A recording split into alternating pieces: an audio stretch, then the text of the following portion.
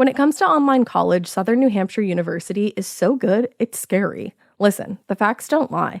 SNHU has degree programs that fit your goals, online classes that fit your life, and real support at every step. And if that wasn't enough, they've got some of the lowest online tuition rates in the U.S. This is an airtight case, you guys. Visit snhu.edu/morbid to get started. That's snhu.edu/morbid. These long dog days of summer, I mean, we just made it through a heat wave. Mama was parched through this heat wave. I was hitting up Dunkin' every single day, and I will continue to, probably for the rest of my days, but especially this summer. Dunkin' is helping everyone stay cool this summer with its lineup of refreshers. These drinks are packed with bold, fruity flavors and served ice cold. It's amazing. Dunkin' refreshers are the perfect afternoon pick-me-up. I like to start my morning with them personally, and then sometimes I go back for a second one because I'm just feeling crazy. They come in a variety of delicious flavors, including fan favorites mango pineapple and strawberry dragon fruit. And then for a limited time, there's black cherry and there's pink pineapple. I'm going to tell you something right now, and it's a bold claim, let me tell you, but I stand behind it. Pink pineapple will change your life. It is so good. It has me feeling like I'm sitting in a pool, resort side, just living, honey. It's so yummy. Try your favorite flavor with green tea, sparkling water, lemonade, or Dunkin's all-new limeade. I haven't tried the limeade yet, but I'm going to. Usually I get my drinks made with green tea and occasionally lemonade, but I do really like the green tea. Or if you don't want to build your own, try one of Dunkin's curated refreshers like the Cherry Lime Ricky or the Ultimate Pink Daydream. The Cherry Lime Ricky, scrumptious. I could drink like 3 of these a day. They're so freaking yummy. Head to Dunkin' today and find your favorite refresher. Dunkin' refreshers contain less than 1% fruit juice. Limited time offer. Every good detective needs a partner to support them on important cases. Think of a State Farm agent like your sidekick, there to help you along the way in your search for coverage. State Farm can help you choose the coverage you need, whether it's for your home, car, boat, or even RV. With so many options, it's nice knowing you have help finding what fits for you so you can get back to solving all of life's bigger cases. Go to statefarm.com or use the award-winning app to connect with a local agent and get a quote. Like a good neighbor, State Farm is there. Hey, weirdos. I'm Alaina. Hey, I'm Ash. And this is Morbid.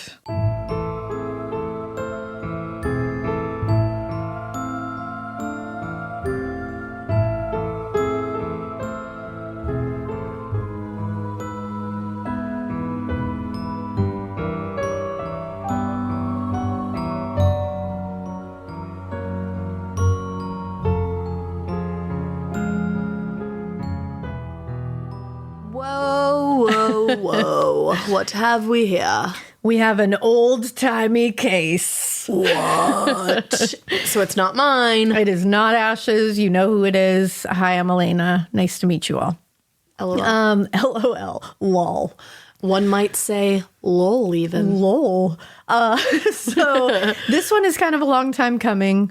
I did the 5-part series on Jack the Ripper. Who could forget that? Who could forget that? Not my psyche. Nope, not nobody's. I don't know if yours can. Nope.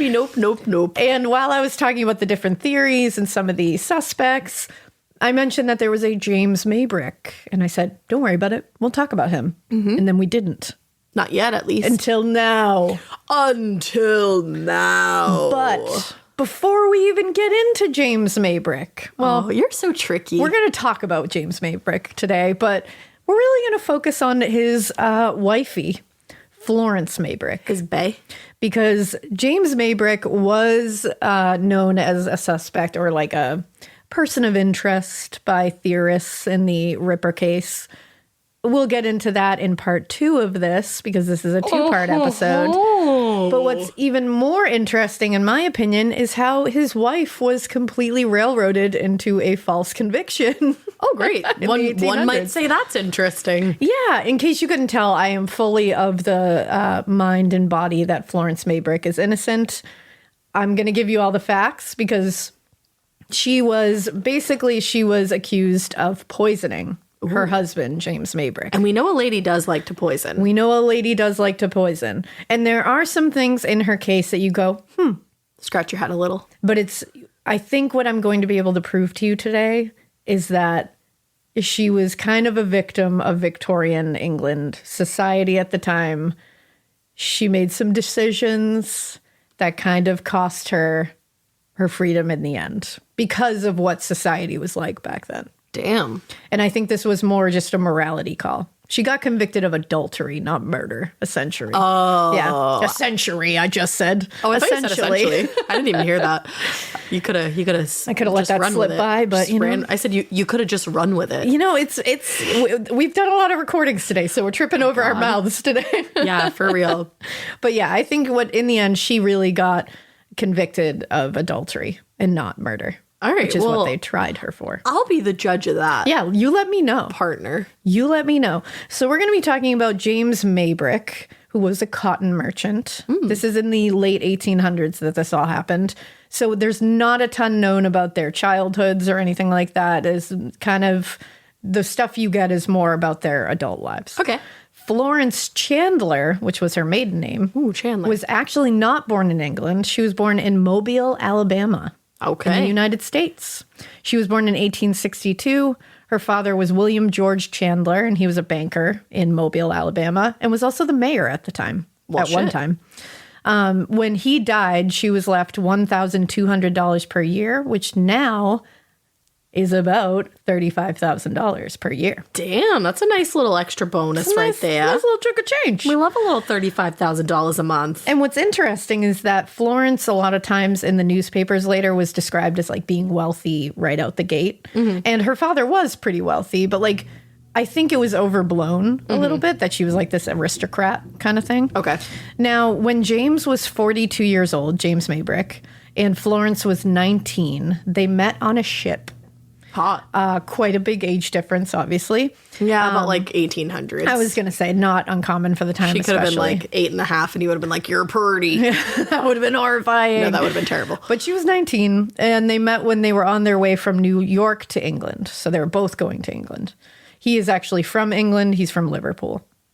Oh, yeah. Go you. Go you. That's what my stepmom would have me say. There you go. Go man you. Now they go man you. I love it. Go you. Go you. Go man you. And I thought you were just saying like go you, Florence. Oh, no. Like, you got yourself a British man. Go Man United. My stepmom fucking hates Liverpool. Oh damn. The team. You're like blah. the team. Well, the two of them fell for each other pretty quickly. Florence was beautiful. Like truly beautiful. Yeah, anybody named Florence is. Yeah, period. Florence, she really was.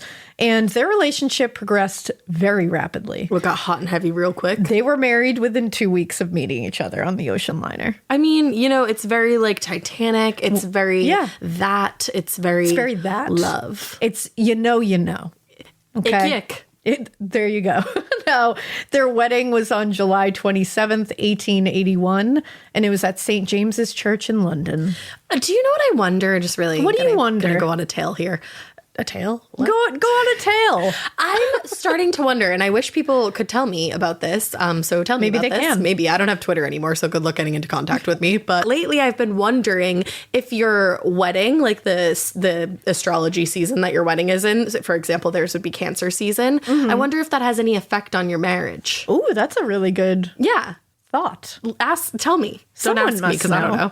I'm getting married during Libra season, which is all about attention, and I want my wedding to be pretty, like, you know, so makes sense. You got married during Gemini season. Whoa. Yeah, and on Marilyn Monroe's death date. RIP. Yeah, that's true. That's true. Wow, what does that mean? I mean, we're not chaotic. No, I feel like your marriage would probably be chaotic. If right? So, but also you talk a lot. We do talk a lot. You're mutable to each other. A Gemini is like one of the most mutable signs. Oh, there you go. So yeah. All right. I like don't know, it. maybe it does mean a little something. Let us know. Yeah, somebody must know.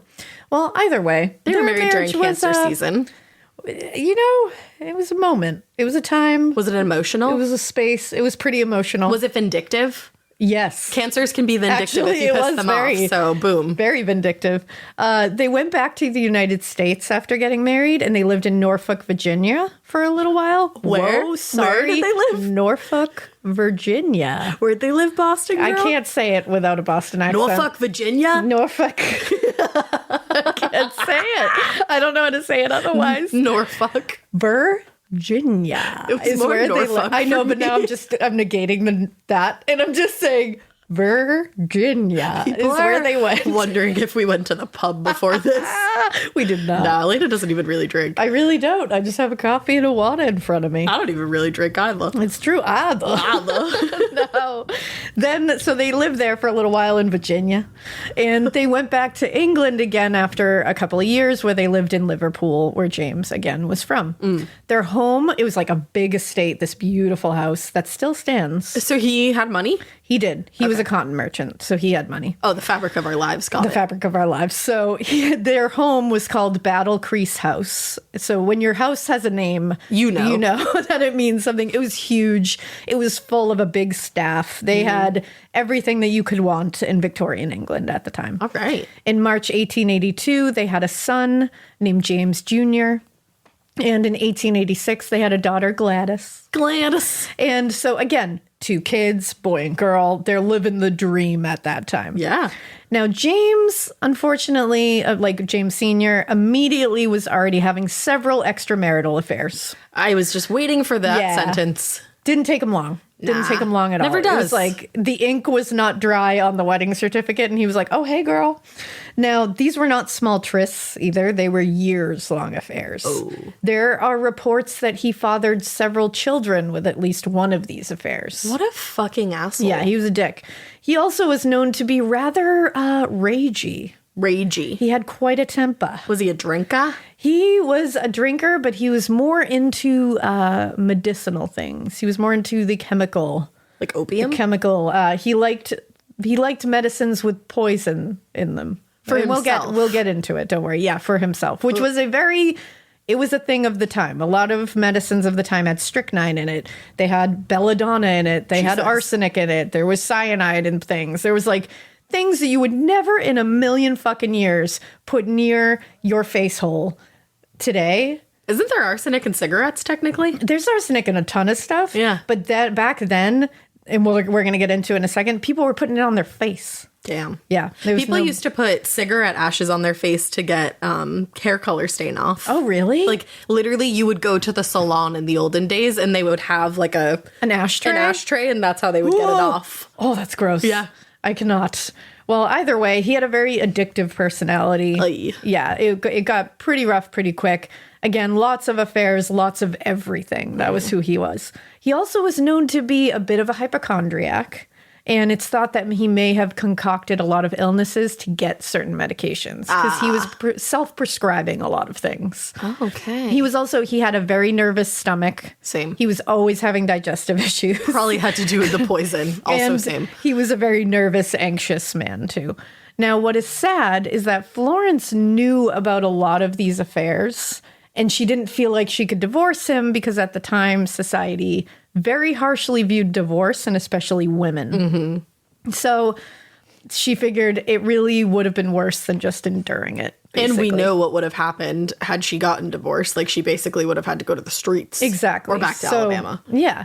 So soon, unfortunately, too, James's thriving business started failing. Uh-oh. Financial troubles were beginning to plague the Maybricks, and there was also reports that Florence, who was growing bored from being left alone a lot with, James's work days and affair nights, she had a bit of a gambling habit. That was not helping matters either. All right. It was all kind of a mess, kind of starting to fall apart. Yeah. Started out real strong, seemed like they were a very happy couple, and then it kind of started crumbling from within. Yeah. In April 1889, James's health started failing. He was complaining about his stomach being a mess. He took to bed. Florence attempted to nurse him back to health herself, but it was really only getting worse.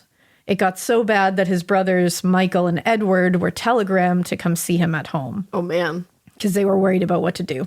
Now, when Michael went to his bedroom, he reported that there were a ton of medicine bottles next to his side of the bed, like just bunches of bottles, which makes sense, again, because he had been ill. But upon closer inspection, they also found mixed among these bottles some bottles of brandy and some bottles of Valentine's meat extract. I'm all set. I know that sounds horrific because I am always off-put by anything that has like meat in it and it's not just meat. I mean, acceptably on cube. Yeah, it just like freaks me out. I'm like, if you're not just straight up meat Yeah, what are you? anything is like, bleh. Yeah. But meat extract is really just concentrated meat stock. And it's usually used to make soups or broths. Oh, so like literally bouillon. It can be drank. You know what I mean? Like it can be a drinkable broth. Yuccas. And he came out of so Michael came out of the bedroom. He let the doctor know about the cluttered mass of strange bottles in the room. And Michael claimed that, quote, he found Mrs. Maybrick changing some whiskey from one bottle to another and changing the labels on the bottle. Which she said, yes, I did do that. And she said, quote, because of the sediment in the bottle. Oh. So she said she was just moving because it was starting to have that nastiness. Yeah, but why would you change the labels? And, well, you know, when the brothers arrived also, like right when they had come, they spoke to the doctor right away. And there was a doctor who was caring for him that was coming to the house. And also like a nursemaid who, she was essentially like a housemaid. She really wasn't like a nurse. It's very weird, like when you see reports, like who these people actually are. Yeah. Because a lot of them are like double, triple duty, like nanny for the kids, housemaid, also nurse. Like this wasn't just their one job. And it seemed that James was really in a bad way health-wise for at least 2 weeks up until this point, like consistently bad. And after speaking to the doctor, the brothers both agreed that it was clear that he wasn't being properly cared for by Florence, especially. And apparently Florence had been kind of acting as the main healthcare provider for some time before she even called the doctor in. And so when they questioned her about this, like, why'd you wait so long to call the doctor? She was kind of offended and was like, well, I'm his wife. Like, that's my job. Yeah. I should be. And she was like, I've taken care of him before. He has digestive issues. Like, this will happen sometimes. Yeah. This is just worse. He's so I got called the doctor. ibs. He's got the ibs. But, you know, they were a little like, So the servants in the house and the brothers actually banned her from the room at one point. Because of the suspicion, they were like, I'm suspicious of you, these bottles. They immediately were like, she poisoned him. Oh. Like, nothing to tell this except for the bottle thing, which you could be like, that's weird. Yeah. But to just assume that she poisoned him? Right. Especially when he's had issues like this in the past. Yeah. It's like, you don't, what? Well, and then on top of this, so they banned her from the room for a couple days. James didn't get any better. And she's not in the room. Right. So she's not continuing to poison him. Like, shouldn't he be getting better? Yeah. If you ban her? No. Right. Well, that didn't matter apparently to them.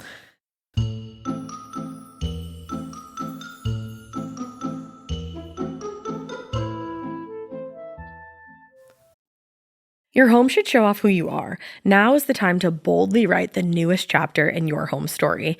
And your main character? It's Ashley. Ashley has styles that balance timeless appeal and modern trends to bring your personal look home. Yes, these are well-crafted and affordable pieces with eye-catching design, but they're also built to stand up to real life. With features like stain-resistant performance fabric, options that are incredibly durable, easy to clean, and stain-resistant with machine-washable covers. Plus, Ashley provides fast, reliable, white-glove delivery right to your room of choice, so you can style your space without any stress. Ashley was nice enough to send us a bunch of new pieces for my pod lab at my house, and when I tell you they deliver it to your room of choice, unfortunately, they did have to deliver to the attic, but they could not have been nicer about it. I got, or was gifted, I should say, the Revion Lake sofa and love seat. It's in this like olive-colored velvety fabric. It's so nice.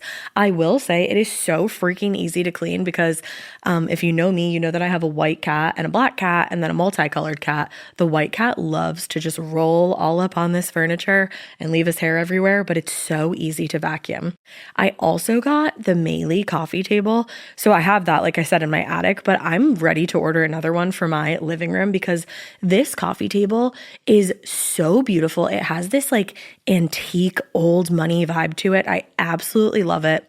And then finally, I got 3 actually of the core stone end tables. They have little shelves in them so you can dress them up and, you know, kind of like personalize them to your style. I highly, highly recommend all of the pieces that I got. And I just recommend Ashley in general. It was such an easy process to shop with them and the delivery, all of that from start to finish. It was awesome. Visit your local Ashley store or head to ashley.com to find your style.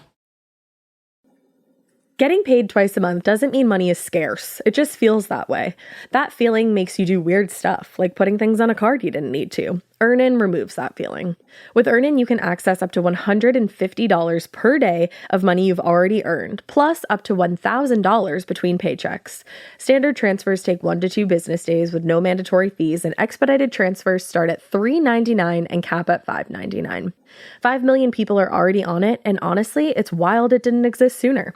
Download Earnin on the App Store or Google Play, spelled like earning money without the G. Type in Morbid under podcast when you sign up. It'll really help the show. Earnin is a financial technology company, not a bank. Access limits are based on your earnings and risk factors. Standard cash outs take 1 to 2 business days with no mandatory fees. Expedited transfers available for a fee. Tips are voluntary and don't affect the service. Available in select states. Terms and restrictions apply. Visit earnin.com for full details.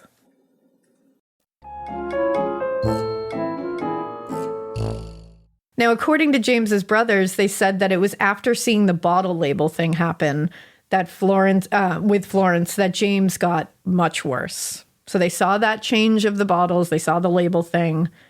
She went back in the room. She came out.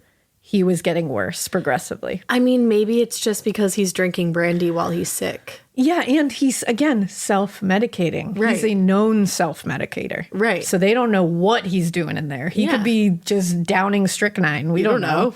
So it was a pretty rapid and steady pace that he was declining after that until at 8 p.m., May 11th, 1889, he was dead in his room. And again, he died in Liverpool, England. So after his death, Florence literally went into shock. Like, she was seen by a doctor and diagnosed as having suffered shock. So she didn't expect it. One would think that would make sense. And it was after he expired that things got really wild and really salacious very quickly. Now, the brothers, of course, they've already shown that they are immediately suspicious. They had a bad feeling about this from the moment they arrived in the house. They kind of already had in their head something was off, so they kind of just ran with that. And they ended up locking Florence in her room under house arrest while they searched the house. Is that legal?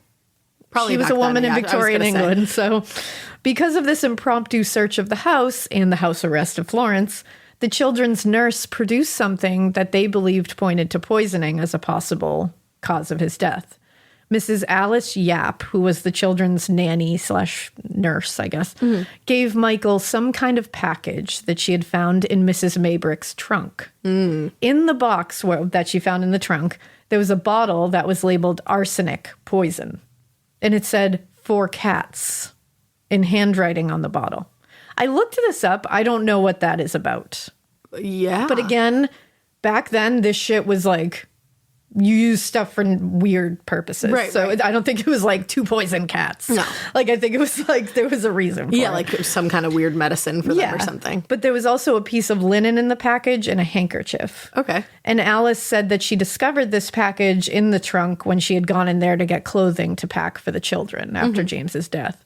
The trunk also contained labels for bottles and extra bottles, which that could be where she keeps that stuff. Right. Now, an autopsy was ordered by his brothers and revealed that they believed the cause of death could have been arsenic poisoning. Okay.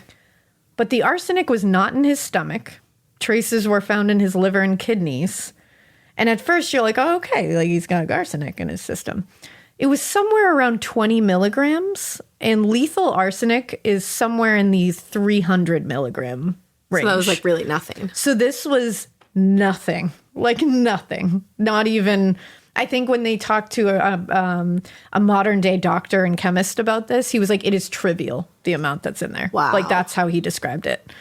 The fact that this was even suggested as arsenic poisoning here is wild. Like a hard stretch. There is no basis for this. Wow. Besides an overlap of symptoms, I guess, that are kind of symptoms for a lot of different things.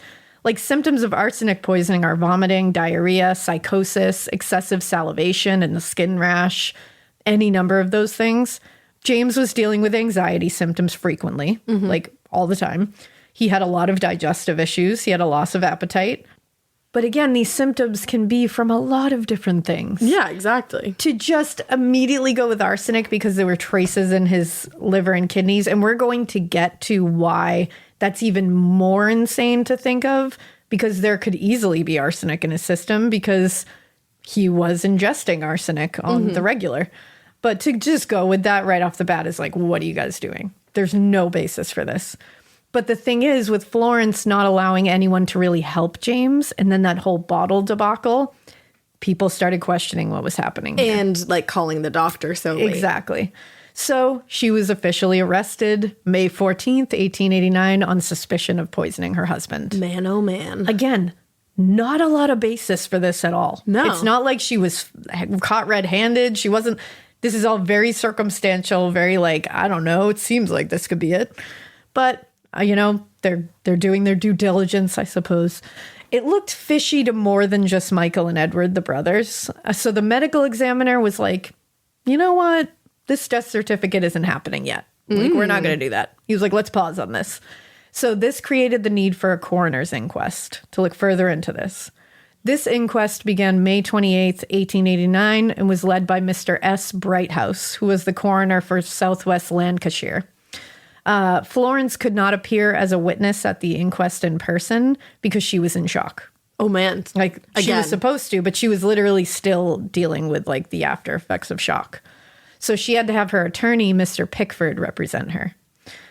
The fact that this even went to inquest, I'm going to be honest with you, the fact that this was even looked at as a crime is really wild to me. I'm like, this guy just died of something. Like, can we just look at what happened here? Right. And we're going to get into what, like, the other things, his lifestyle, if you looked at it, you were like, meh, this definitely could have happened. Like, yeah. Well, and for the time, he was getting older. He was getting up there, and he was doing some things that you would have looked at and been like, yeah, I think this was just an accident, or it just caught up with him. Right. Now, it's interesting to note that Florence didn't show up in person until the final day of the inquest, and this had mixed results for her. Mm-hmm. A lot of people thought she was just so devastated that she couldn't be part of it, which is helpful for her here, you know, because like that makes it look like, yeah, she's in shock. Sad. She couldn't be here. But then there were those that thought it was convenient for her not to be made to answer for things publicly. Okay. And have like a representative do it. Also, there was a lot of speculation about whether this kind of allowance would have been given to someone of lesser social standing. I mean, probably not. Like, would someone not as wealthy and upstanding in society really been allowed to claim shock and then get out of publicly testifying at the inquest of their husband's suspicious poisoning death? Doubt it. I'm going to go with no. So it didn't help her. Didn't totally it was kind of a rough one. Like right in the middle. The media was not great here. Now, they further looked into the weeks leading up to James's death, and it showed that Florence had actually bought fly paper that contained arsenic. Okay. A staff member found that she had soaked these papers in water to make an arsenic solution because the water extracts the arsenic from the paper. So much arsenic.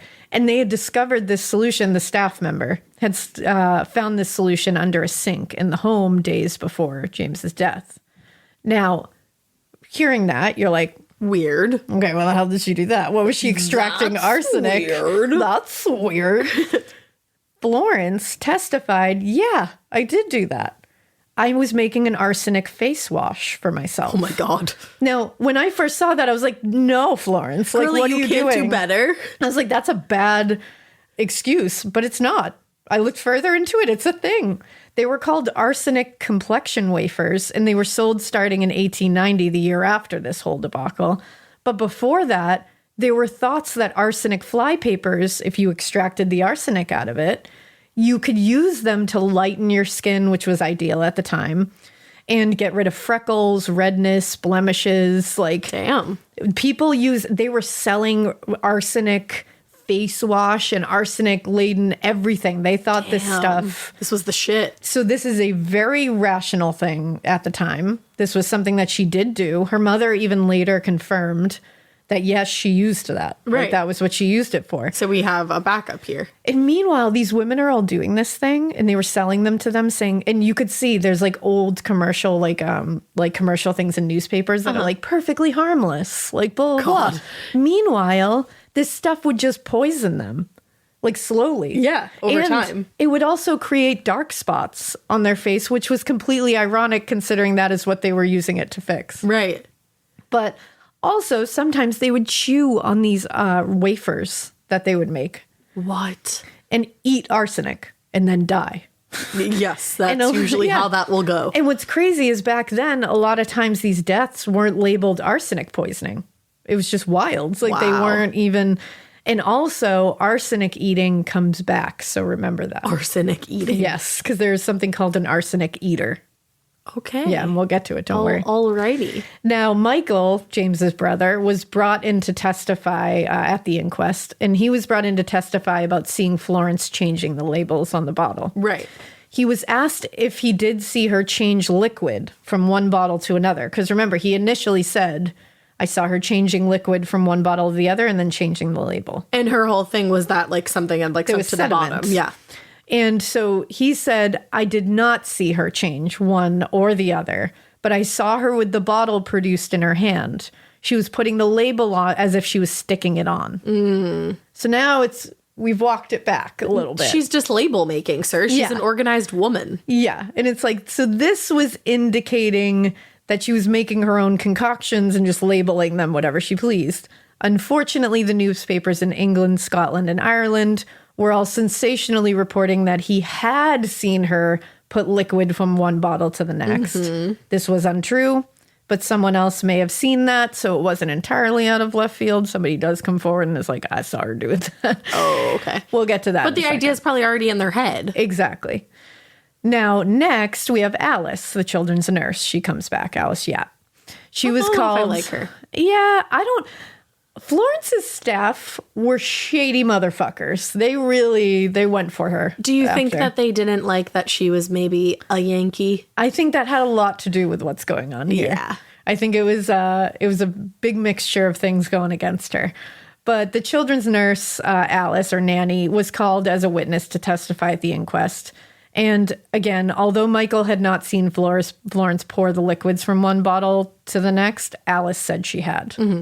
She testified that in the days before James's death, she had actually witnessed Florence pouring different liquids from one bottle to another. She didn't see the label thing, but she revealed that she had heard James and Florence argue a lot leading up to this and had heard a particularly interesting verbal argument between them about a month before his death. All right. During this altercation, which she said was in the children's room, the children weren't there, but they were just standing there.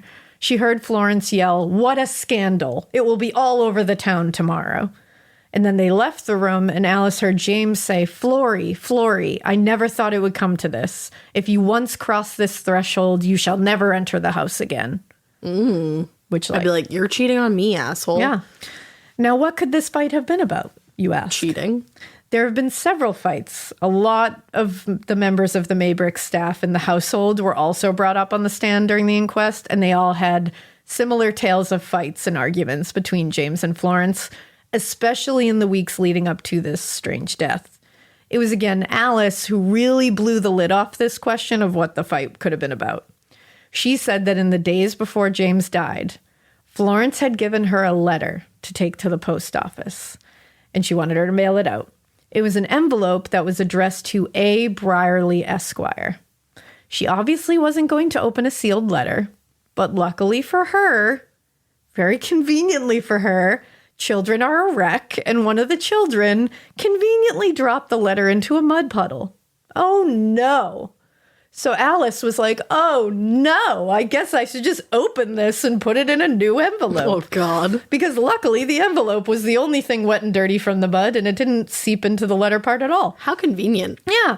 So she got a new envelope and was about to put the letter into it when, whoops, she just happened to see the words in the middle of the letter that said, "My darling." Ah. She was immediately like, whoa, Flo, I'm going to tell on you. You were excited to say that, I could was tell. very excited. Whoa, Flo.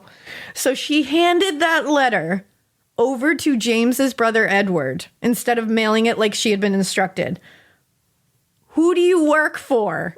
And why? Yeah, why would you give it to his brother? Like, you don't what? work for Edward. What are you doing? No. Like, that's what are you shady. doing? What are you doing with Edward? That's shady business. Yeah, you're going to get fired, I was like, girly. that's not cool. Like, women supporting women. What are you doing? Come on, Alice. That's the sad thing. It's not that often that happens.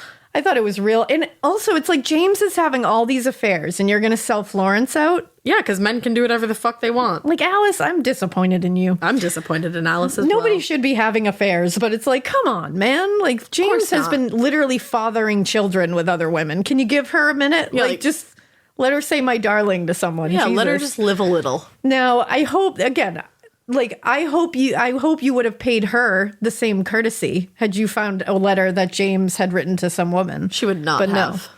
No, not cool. So also there are reports that came out a little bit. So this whole thing happened. Obviously, this A. Brierly, we're going to get to him. But that really, like, shook things up a little bit.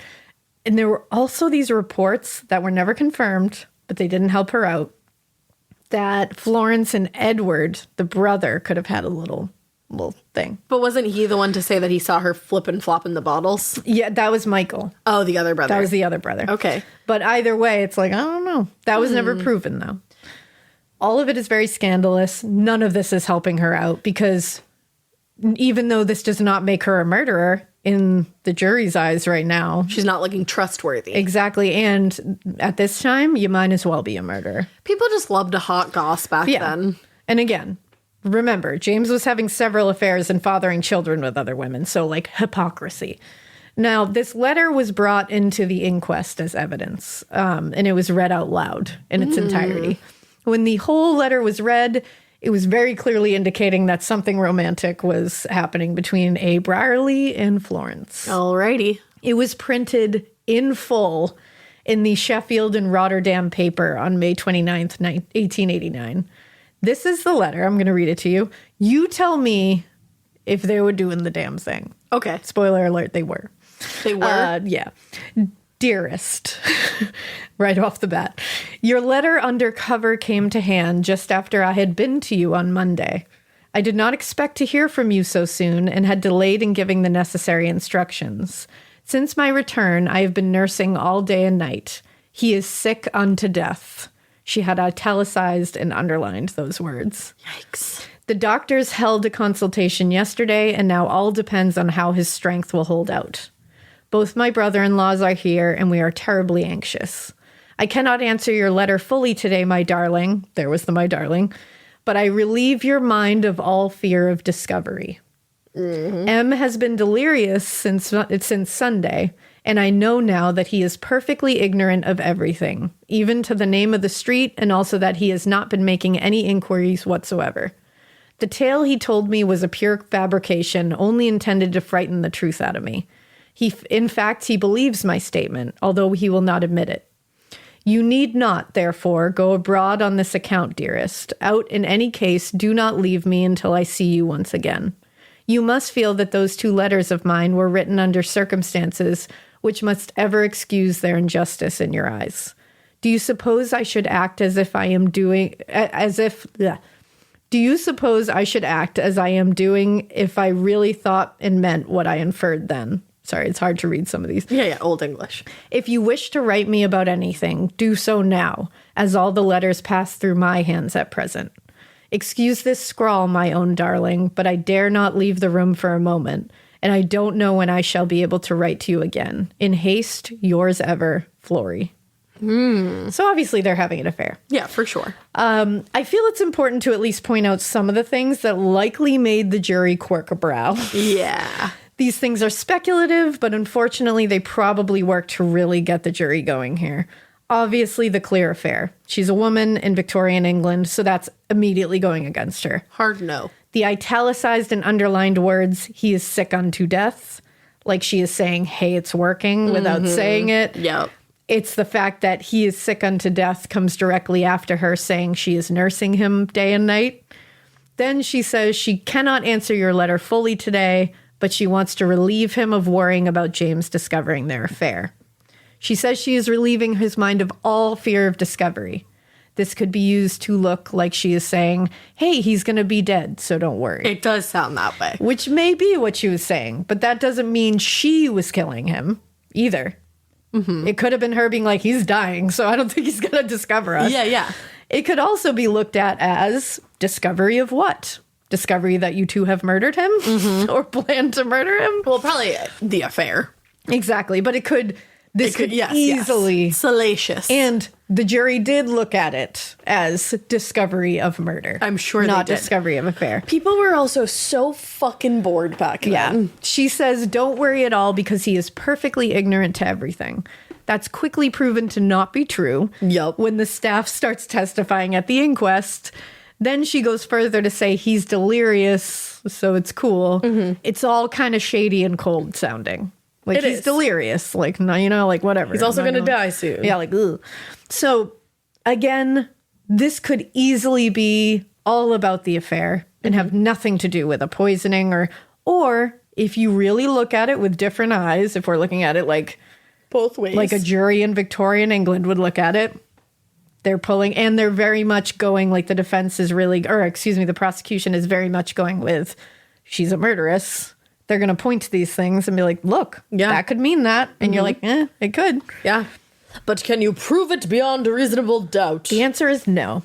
So the staff also indicated that James was suspicious of this affair. Like, he was not perfectly ignorant to it. Is that what they were fighting about? And they think that might be what they were fighting about because he had actually confronted Florence about it. That's what it sounded like in her letter. Exactly. But it was like he had made something up, sort of. Well, she was like, he kind of like brought something else out to frighten me into admitting it. Oh, okay. But she told him a tale and he believed it. Okay.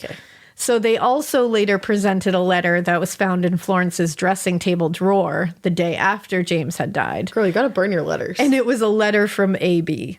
Oh. A. Brierly. Yes. And it basically was responding to the letter Florence wrote to him, and it was confirming the affair, but nothing about James's death or potential death. Like, nothing was in there that you could be like, And actually, and we'll get to it, the judge in her trial was terrible. Oh, good. Gave his own thoughts on how disgusting she was for stepping outside of her marriage. Nothing about him. He was fine. Such bullshit. And at one point he brings up the letters and he was like, how she didn't burn those. Like, I will never know. Like, why does she have those sinful letters in her possession? And it's like, get fucked, my dude. So this was what everybody agreed, again, was probably the crux of the fight that Alice was talking about. It was after this particular fight that suddenly James began to get sick. That's also a coincidence, I guess, eventually leading up to his death.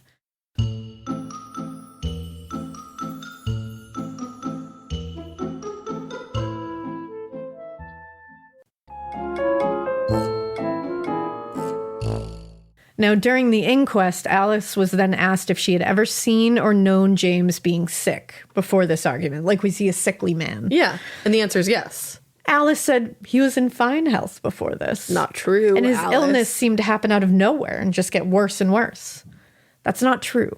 Like, he wasn't like a sickly man, but he had a lot of digestive issues. He had a lot of anxiety issues. And he was on so much medication. Right.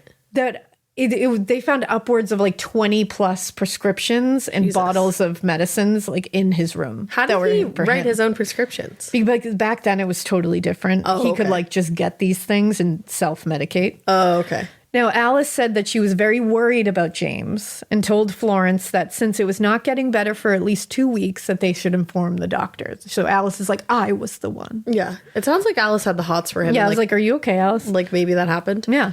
Florence wasn't trying to hear that, apparently, and she said that she had already told Dr. Humphreys, who was one of the family doctors, of what was going on. They didn't need to inform anyone else. She was like, it's all under control. And she had told her at the time that the doctor said it was something to do with James's liver and that his liver was, quote, out of order, which is a hell of a way to describe a failing organ. Like, just put a sign on it. Just out of order. Sorry, out of order. Under construction. Be back soon. Florence said the doctor believed this liver issue was because of a suspected overdose of some kind of medication, because he had been prescribed something else, because he had several doctors. And he was prescribed something by a London doctor that contained trace amounts of strychnine. Oh. And this Dr. Humphreys was like, kind of looks like that could be the issue, is he overdid it. And it was an accident. That's what it sounds like for sure. The illness was obviously getting worse and worse. He was delirious at times and lucid at others. The staff said Florence was clearly starting to keep James isolated from them during those couple of weeks.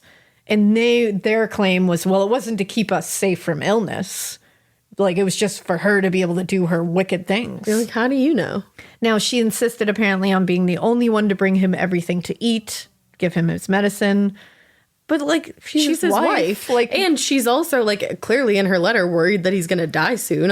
I'm sure to a degree she pretty much loved him a little bit. Exactly. And it's like, yeah, maybe she was being, I don't know. They said she was acting strange. They all believed she seemed guilty. She's probably stressed out. And maybe she was acting strange. I don't know. It's like, again, this is all, sure, it can be weird. Like, you can look at it and go, yeah, that's weird that she wouldn't let anyone else in there. I can agree that, sure, you could look at that as weird, or you could look at it as just his wife. She's private. But also, that doesn't make her a murderer unless you can show me something.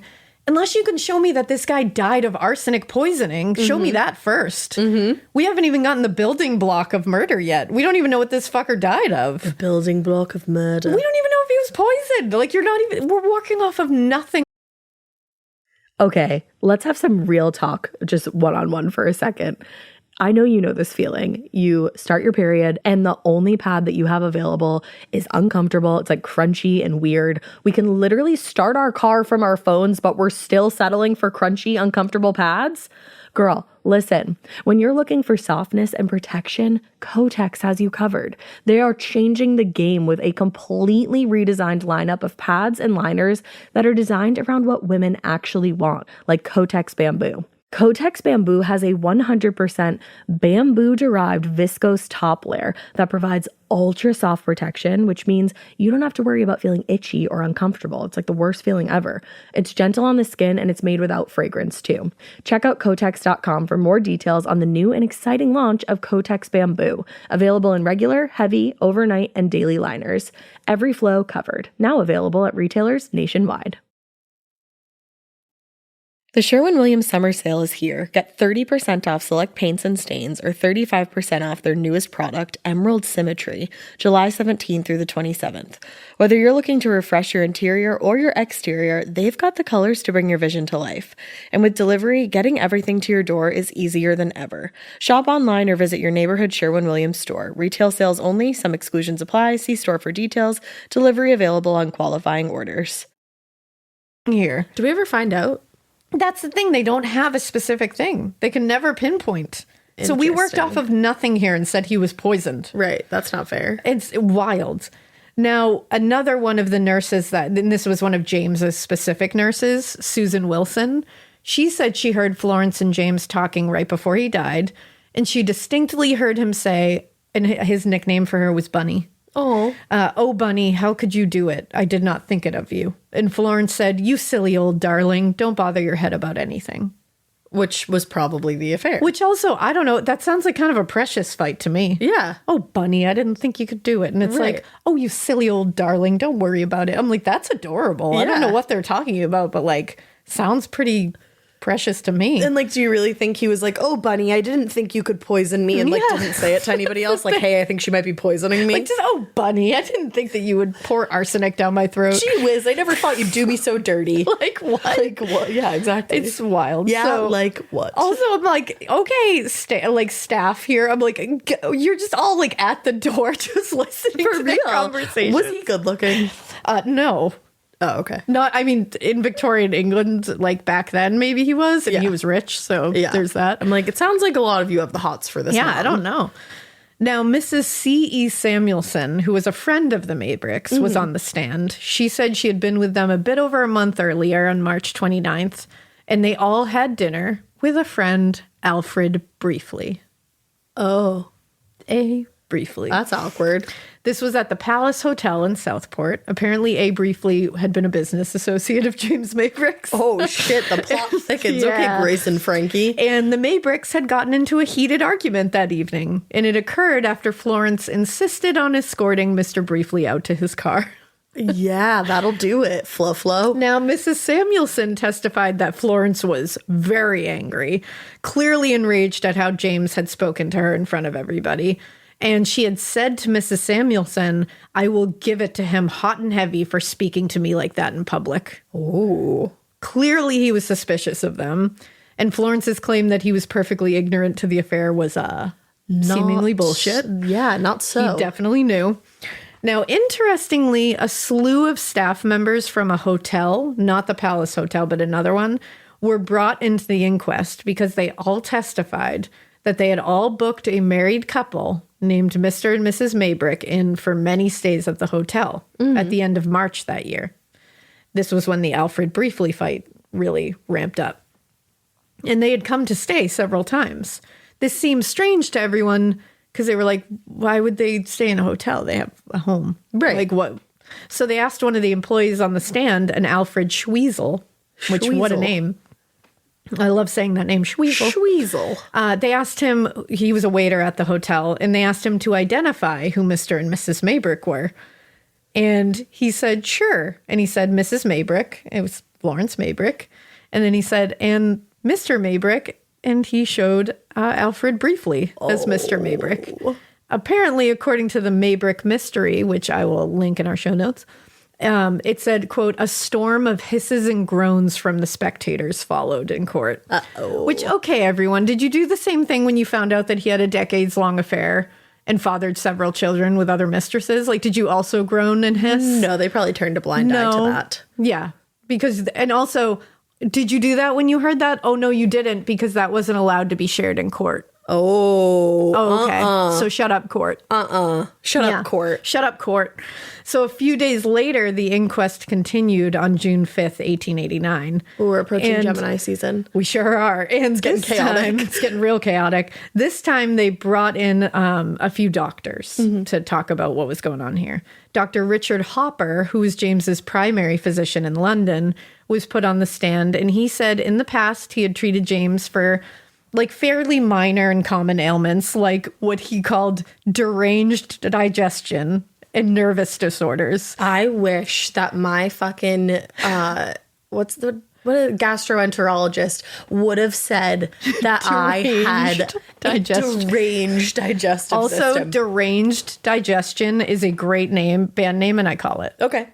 Deranged digestion. We are deranged digestion. It's a little hard to say, but it's the payoff at the end. Yeah. Now, he said, again, he had a tough digestive system. He was always having issues. Deranged. And he said he was actually the doctor to prescribe James in the past strychnine and Nux vomica. I don't ever want Nux vomica anywhere near me. Yeah. He showed that the dose, and I guess that was stuff they would use for like stomach issues, and it's from like a tree, like, and strychnine would come from it. He showed that the dosage he was given would really not be enough to cause any illness or the symptoms that James had suffered from in the weeks leading up to his death. But he said he believed that it was arsenic poisoning looking at the symptoms. Easy for you to say since you're the one that prescribed him the strychnine and you don't want to be looked at as the one who gave him the poison. But okay. I was going to say strychnine might have done a little something. I don't know about that. But he said that he would say that the cause of death was arsenic poisoning in his opinion. But it's important to note that there were many reports that James would double dose himself intentionally, sometimes with the strychnine solutions. Wow. This man would have been a doozy to be married to. So sure. Dr. Hopper might be right. The dose that he gave him would not be a lethal dose unless he's double dosing himself at each time. I was going to say the dose he's giving himself might do it. Oh my God. This is like the origin of the man cold. Truly. Now, also, it was a fucking understatement to claim that James was prescribed a couple of meds for tummy troubles and anxiety. Yeah, you said there was like 20. The list of fucking poison and medications they found in that house prescribed to James Maybrick is astonishing.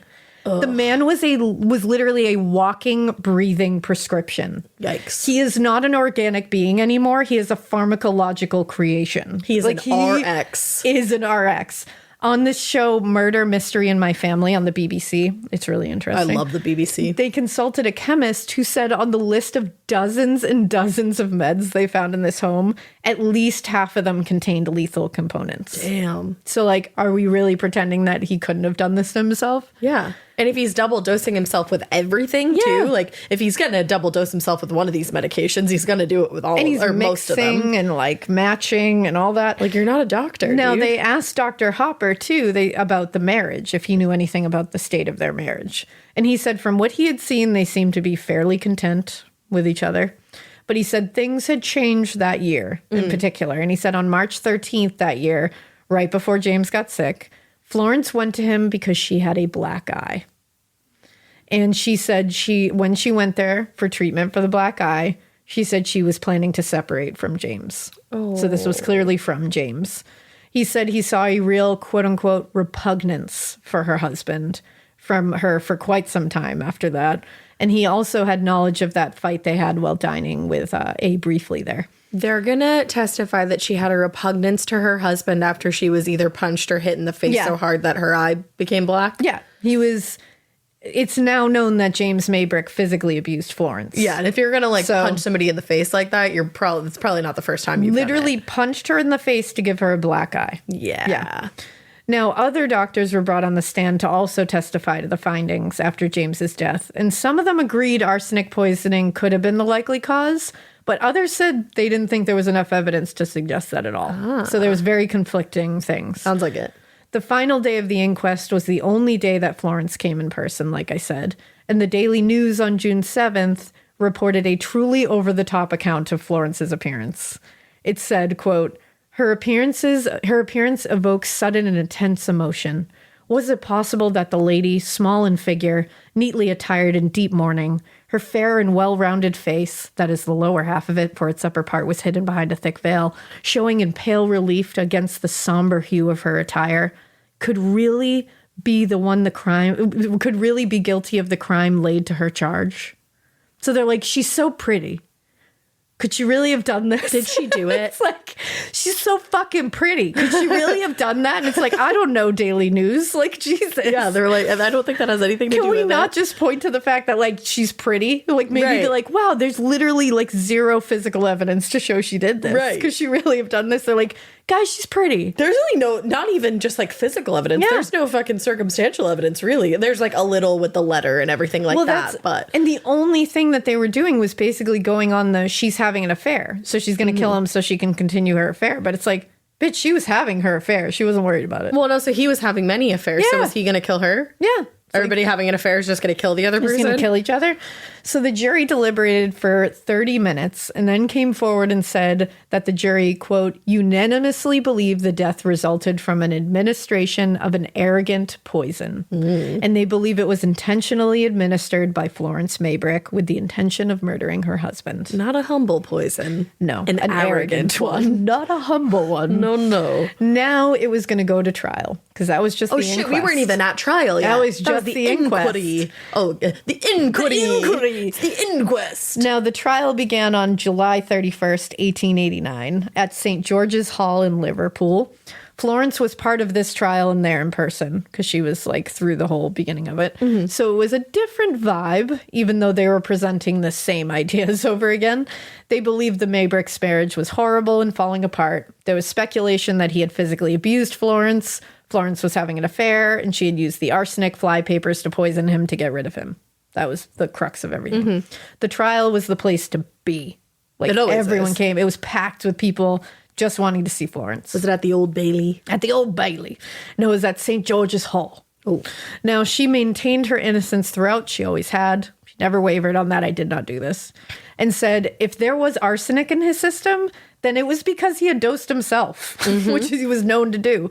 Also, Florence claimed there was a lot of evidence that wasn't allowed to be entered into the trial. Fake as fuck. For one, she claimed that James was an arsenic eater. Ah. Told you that was going to come back. And they wouldn't allow that to be used. Which, what? I said to myself as I read that. And I looked through this, and arsenic eating is a thing. It was a thing.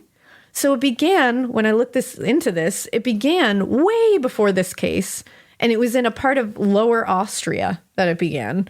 And a group of, it was like a group of peasants in this area were called toxicophagy. And that meant that they ate arsenic. And the reason for this was to get a healthy complexion, which, again, Victorian England, they started using that as face cream later. Yeah. And it was used to help breathing issues when they were in the mountains or walking long distance. I don't think that'll do it. I think just like drink some water in both cases. Yeah, but they would eat a piece of straight up arsenic that was no bigger than the size of a lentil a couple of times a week. And then they would slowly increase their doses over time. And the problem is, it was like any other addiction. When they were in the thick of it, they needed more. And if they didn't, they would suffer paralyzing withdrawal symptoms. Arsenic withdrawal would cause vomiting, digestive issues, spasmodic pain, loss of appetite, and anxiety symptoms. So maybe the problem here is that he didn't have enough arsenic in his system. Thank you. Does it sound familiar? I would say interesting at the very least. If he was an arsenic eater, then like you said, maybe he was suffering from withdrawal. He even used to brag to his friends about being an arsenic eater because he thought it was a genius way to administer arsenic to himself. Okay. And they wouldn't let this into the trial, that he was an arsenic eater. And you his friends would have said so. Yeah. And you're claiming that he died of arsenic poisoning with no medical basis for this, by the way. Right. And you're claiming that and then not allowing the fact that he self-administered large doses of arsenic to himself on the reg. You can't be doing that. So it's just wild. So he was also self-prescribing other medications that were strychnine-based, arsenic-based, belladonna-based. At the time of his illness, Flores said she knew he had administered a double dose of strychnine-based medicine to himself. Oy. Now, there were also reports that James had changed his will recently to leave Florence basically nothing. So why the fuck would she kill him? Exactly. She'd be like, I'm going to stick around and get a little bit more out of that. Yeah. So this wouldn't be a motive for her because she didn't really get anything. Right. And honestly, it seems like at this point, the papers were kind of like the media was kind of shifting in Florence's favor towards the end. And the evidence was so fucking shaky, like for her being a perpetrator here, that it wasn't really a slam dunk case for the prosecutors. Doesn't sound like it. But then the judge, Sir James Fitzjames Stephen. And he's the same one as before in the inquest. He summed up the case for 2 entire days. Jesus Christ. He sounds like, and I can't remember 2 days. his name off the top of my head, but remember when I covered the Dominic Dunn case? Yes. Or excuse me, Dominique Dunn. Yep. And that fucking judge. Yeah. He sounds just like that. This guy did his summation for 2 fucking days. No, that's ridiculous. The trial itself was 7 days. Go home, Roger. This was 2 days. He didn't allow the jury to deliberate until he'd summed up the case for 2 fucking days. Like, we've heard the case, sir. It should be noted, too, that it was highly believed that this particular judge should never have been on the stand at this time. Wow. Because he had suffered a neurological event in the recent past and he had not fully recovered. So then he definitely shouldn't have been there. No, his mind was not what it was, but laws back then in Britain made it impossible to remove him from the position. So in his summation, he went on and on and on about her affair. He ruthlessly shared his disgust with her because of this. He in no way should have been allowed to hammer in that fact that she had an affair to the jury like this. No. Modern judges have looked this over and said it was extremely prejudicial, far too packed with his own opinions and Victorian morality judgments. They were like, you never would have been able to do this now. He literally said at one point to the jury, quote, "You must consider a horrible and dreadful thought that a woman should be plotting the death of her husband in order that she might be left at liberty to follow her own degrading vices." Jesus. So he literally says, by the way, jury, I want to make sure that you think about the fact that she probably poisoned her husband so she could keep fucking this other guy. Like, I want you, please think of that while you're trying to see if she's guilty. It's like, why did you say that? yeah, you can't do that, sir. But then August 7th, 1889, after only 48 minutes deliberation, or 38 minutes, excuse me, she was found guilty. Oh, no. It was after her guilty verdict that the papers suddenly changed their tunes once again and were like, of course she's guilty. We all knew it. Yeah, they wanted to know what would sell. Fucking frauds. So Florence was shocked. Shocked. She never saw this verdict coming. She addressed the court directly after, and she said, quote, "My lord, evidence has been kept back from the jury, which, if it had been known, would have altered their verdict. I am not guilty of this offense." She later claimed it was all gossip by her staff who were disgruntled and just sold her down the river. What a bunch of dicks. She was then sentenced to hang by her neck until she was dead. And that's the rough way. Yep. Right? And it's like she was sentenced to death for this. Oh, and in case you were satisfied that of course the jury wasn't actually tainted, you were like, this is just Victorian England. Like they couldn't have been more tainted than that, correct? No, of course not. I can fix that for you. Please do. If you're feeling that way. The foreman, whose name was Fletcher Rogers, was actually in business with James Maybrick at one point. How is that allowed? And literally bought their home and lived in this home after the trial. So that's why he convicted her. He said, that lady I want has your a nice house. He literally lived in the home until he died. Wow. Right after the trial. And like didn't feel guilty about it. He was like, she died so I could live here. Yeah. Wow. Yep. James and Florence's 2 children were taken in by relatives during the entire inquest and trial. She was never permitted to see them again. Oh, God, that is absolutely gut-wrenching. And in his will, James put like small provisions for Florence, like very small things. Basically, he left her like no money. And he left everything to his children, which you're like, okay. But when he died, his darling brothers sold everything in the house and literally left his children almost completely homeless and penniless. What the fuck? They took everything. What a bunch of dicks. Luckily, the 2 kids were taken in by Dr. Charles Fuller and his wife, who was one of his doctors, a good guy. And like brothers didn't give a shit. The brothers didn't even take the children. And honestly, why didn't anyone look at the brothers as having a motive for killing their brother? Especially after they did that. Yeah, they sold all his shit.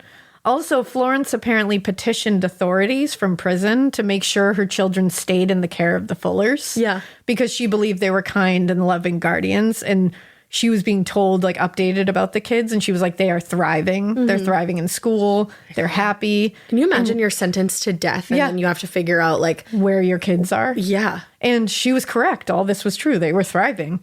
And instead, they were there for a few years, but then they moved them to live with Michael Maybrick, one of the brothers. No, thank you. Even though she was like, they are thriving there. Yeah, like, don't do that. People want to keep them. Like, why did that happen? Do you know? No idea. I wonder if maybe the doctor just like couldn't keep up with the kids anymore. No, they wanted to keep them. Oh, they did want to. So it must have just been because this was like family. Or maybe Charles like made a stink of it. Yeah, I don't know.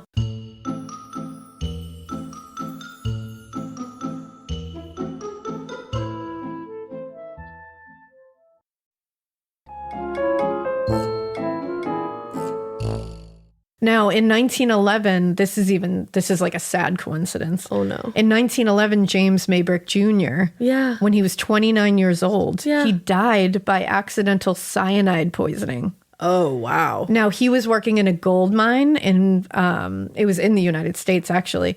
And he reached for what he thought was a glass of water, and it was fucking cyanide solution. Holy and he shit. drank cyanide solution, and it was completely a tragic accident. Yeah. Isn't that fucked? Haunting is that? I couldn't believe that when I read it. Now, Florence, after the trial, was taken to Woking's District Female Convict Prison. She got a private cell, which she paid $1.25 a week for. You got to rent your room in prison. Yeah. And it afforded her, quote, the additional comfort of a table, an armchair, and a washstand. She appeared, she was only there for a little while, and she like tried appeals, petitions. She tried to change the outcome. Nothing worked. In 1896, Florence was transferred to Aylesbury Prison. Her supporters were many. People were very much on her side. Good. They were like, this is nuts. People believe she had not received a fair trial. And after appeals to the Queen and support from many high-ranking American government officials, as well as a bunch of civilians, the Home Secretary, Henry Matthews, yes, the very same who butted heads with Sir Charles Warren and almost was forced to resign during the Ripper murders. Ah, shit. He ended up coming forward and commuting her sentence to life in prison. Oh, wow. Because he said the case against Florence, quote, does not wholly exclude a reasonable doubt whether his death was in fact caused by administration of arsenic. So it was changed to attempted murder, which doesn't make sense at all, but whatever. No. Life for women at the time was 20 years, but she was there for a little over 14 years before they finally allowed her to be released on good behavior. July 25th, 1904. Was she able to see her kids again? No. Why? She was never able to reconnect with them. They just like, they took them away and like... Yeah, she was never, and at that time it's like not like she could just look them up on the internet. No, of course like not. she couldn't, but I wasn't saying that. Like, I just mean like there was literally no way to find them. No resources. Like she couldn't find them and they never connected her with them, Oh, how sad is that? I know, that like Just broke my lost heart. Everything. Yeah. Now, in 1905, there was like a pseudo-autobiography released about her trials and innocence. It's called Mrs. Maybrick's Own Story. What do you mean pseudo? It's kind of just like, because it's not like an autobiography from like, birth to now, okay. It's just kind of like talking about the trial Okay. and everything. And it revisits the trial, how evidence of James's reliance and abuse of medication and chemicals was not allowed as part of the trial. And it continues to present the idea that James died because of his own overdose and not because of her murderous hand. She spent years lecturing about her innocence, like going on the lecture circuit. And she lectured about prison reform at any institution that would have her.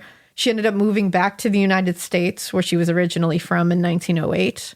And she went on like a literal lecture tour in the U.S. She was literally known as a prison reformer. She lectured about sanitation issues in prison. She talked about the dangers of solitary confinement. And after spending a while lecturing and spreading information about prison reform, she had to make some money and she wanted to like settle a little bit. So she ended up living in Connecticut and becoming a housemaid there for a family friend. She was even able to build a small home on like a little bit under an acre of land in South Kent. She went by Florence Chandler. Her maiden name. Never spoke to anyone in that town about who she really was or her past. Don't blame her. And she was beloved there. Like, so much so that in the 1920s, she loaned a dress to someone. And this person saw that there was an old dry cleaning tag in the pocket of it that said Florence Maybrick on it. They asked a librarian friend about the name because they were like, wait a second. They revealed everything. They were like, yeah, this is what this whole thing is about.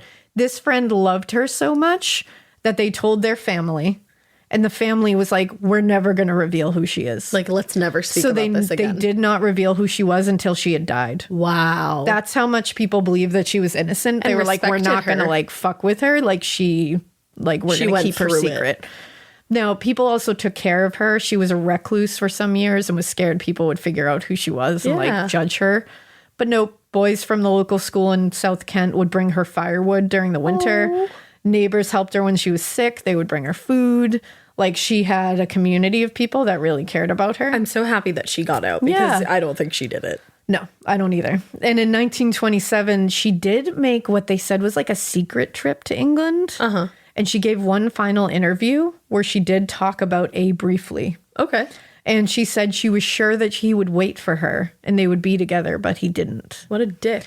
And she said she was, quote, bitterly disappointed that the man for whom I had sacrificed everything had forgotten me. And then she said, quote, I was foolish enough to think I could find happiness with the man who offered me the love my husband denied me. Oh, isn't that tragic. So sad?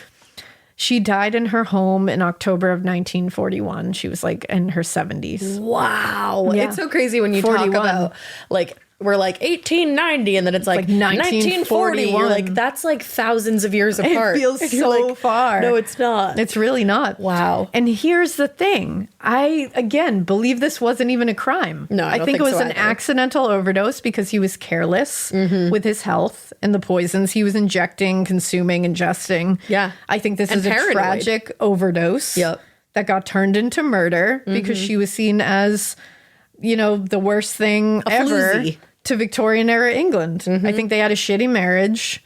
I think it had turned sour. I think the servants were on his side. the servants were clearly on his side. I think that they both were having extramarital affairs. They should have just not been together, but that wasn't an option back then. And I think her, again, she was put on trial and convicted for adultery, not for murder. Yeah, she got a scarlet letter out of the deal. I think that's what it is. Thank goodness, though, that her sentence was able to be commuted because... Thank goodness. Imagine if she hanged for this. I really thought you were going to tell me she did. Thank goodness she didn't, because I really don't believe she did it. I'm curious to see if anyone believes she did. I can't find any evidence that points to me beyond Getting scared is one thing. Getting a thrill is, well, you want more of those in your life. The Genesis GV70 is built to thrill, baby. A thrilling yet elegant design always makes driving the GV70 an exciting adventure. Its powerful athletic stance screams performance and turns heads. Everybody's looking at you, girl, or boy, or whoever. Command the road and experience a class-leading standard 300 horsepower. Oh my God. Plus, discover the different dynamic drive modes for all different terrains. Choose between the different terrain modes for whatever road conditions you may encounter. The Genesis GV70's award-winning technology and performance lets you drive with comfort and drive with confidence all at the same time. It's an exciting SUV with intuitive tech that can make your ride smooth even when the road isn't. And its blind spot cameras allow you to see what's next to you. It's like having eyes on the side of your head. That's pretty iconic. Its performance, by the way, is measured not only in power, but in how it makes you feel confident, sexy. The Genesis GV70. Learn more at genesis.com and feel the GV70. Here's a quick podcast for all you true crime fans. The case of the missing Reeses. It was me at the store with my mouth. Motive? They're Reese's. What was I going to do? Stop myself? Tune in next time to see if I do it again. Spoiler, I will. Wow, that had everything. Reese's, suspense, Reese's. A reasonable doubt that she was... Honestly, I can't find any evidence that he was poisoned, to be quite honest. No, So- it doesn't even sound like there was enough at all. Yeah. And if you watch, if you try to find Murder Mystery in My Family, it's a BBC show. They do a really interesting episode on this, and it has Dave Maybrick on it, who is a descendant of Florence and James. Oh, how interesting. And that's what that show is like. They bring a family member from and they always do like really old cases. So it's like a descendant. But a lot of times they try to figure out if there was a miscarriage of justice involved, that and they sounds try to interesting. prove it to kind of clear that person's name or to say, yeah, it was like a just conviction. And they have two like modern day barristers go through all the evidence, and then they present it to a modern day judge, and he makes a judgment call. And in this case, they don't believe that she was convicted rightfully. Wow. Even the modern day one said this is a very unsafe conviction. This wouldn't pass now. I don't think it would. So, and like his Dave Maybrick was like, I went in here thinking that it was like not a great conviction. I didn't think she did it, but he was like, I have never been more convinced in my life. Yeah. Because they talked to a ton of people. I'll link it in the show notes because it's really interesting to watch. But that is the story of Florence Maybrick. And then we're going to talk about James and the fact that, like, you don't think so, but people think he may have been Jack the Ripper. Yeah, there's still theorists that believed he could have been Jack the Ripper. He's not, like, spoiler alert, but it's a very interesting story that leads to him being brought into that fold. Wow. And then what I think I'm going to do in part 2 too is we're going to talk about that. We'll talk about him as, the Jack the Ripper theory. I also want to get into what Tobias's theory was for who Jack the Ripper is. Just our pal Tobias. Tobias Forge's theory for who he thought was Jack the Ripper, because I started looking into it and I knew that name, and I knew it had come up we had talked about that person, Charles Cross. And when he said it, I was like, I never really looked into that person enough, but like, sure. And then I started looking into it and I was like, well shit. I was like, all right, that's not a bad theory. That just reminded me, and it has nothing to do with anything whatsoever. I love when that happens. Why I'm here. I want to do that game with you where, like, you say a word and you have to, like, get to the same word. Because we both said, like, I feel like we say the same thing a lot. We do. So let's try that. We will try that. Okay. Wow, that was a fun detour. I told you. I love it. I told set you up for it. You did. But yeah, that's what part 2 will be. We'll talk about James Maybrick, talk about his connection to Jack the Ripper, and we'll talk about Tobias Forge's theory, because let's see if we land on a similar one. Perfect. That sounds good to me. That's all hitting you on the next episode of Morbid. We hope that you keep listening. And we hope you keep it weird. But not so weird that I ever end the program like that again. LOL, it's never. a program now. I love you. Bye. It's a program. It's a program. This is my program. I'm watching my programs.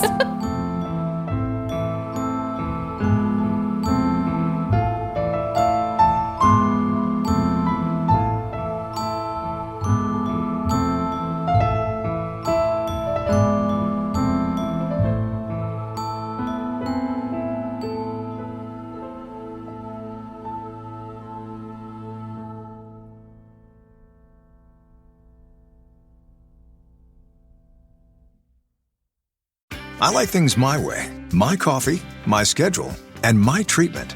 So I talked to my doctor about self-injecting with the Vyvgart Hytrulo pre-filled syringe, which contains efgartigimod alpha and hyaluronidase QVFC. It's injected under your skin, subcutaneously. It means I can inject in my space, on my time. It's my treatment, my way. Visit VyvgartMyWay.com. That's VYVGART MyWay.com. And talk to your doctor about Vyvgart Hytrulo. Brought to you by Argenix. You've tried melatonin, the white noise machine, the blackout curtains, the magnesium, and you're sleeping fine. Not great, just fine. At some point, you have to consider the 4-year-old pillow is doing more damage than the magnesium is fixing. Coop Sleep Goods is running a bundle sale July 9th through the 20th. The starter bundle is the move. 2 pillows plus a sheet set, 40% off. And we're not saying it'll fix everything. We're just saying you've tried everything else. Coop's pillows are adjustable, designed to fit how you sleep, not just tolerate it. Mix and match any 2 pillows at 25% off or go all in on the starter bundle.